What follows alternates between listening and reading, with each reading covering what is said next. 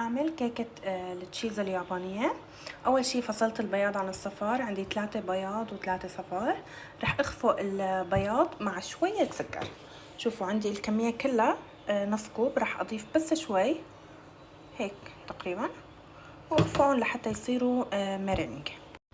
البياض صار عندي جاهز، والصفار رح اضيفه عليه باقي كمية السكر ومعلقة كبيرة من الفانيليا، وعندي 300 جرام من الجبنة، اي نوع جبنة كريمية متوفرة عندكم فيكم تستخدموا. هلا رح اضيف ربع كوب من الطحين. انا مستخدمة الطحين يلي منه فيه البيكنج باودر، اذا ما عندكم اياه فيكم تضيفوا ربع معلقة صغيرة بيكنج باودر. وراح اضيف ربع كوب من النشا كمان.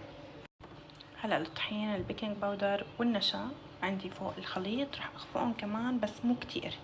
هلا هيك الخليط صار عندي جاهز، شايفين شلون كريمي. هلا بلش ضيف شوي شوي من البياض على الصفار وبدمجهم مع بعض. هيك صار عندي جاهز. حطيته بقلب صينية وحطيت له ورق زبدة طبعا، وحطيته بصينية اكبر منه مشان احطه بمي سخنة، ورح احطه على درجة حرارة 150.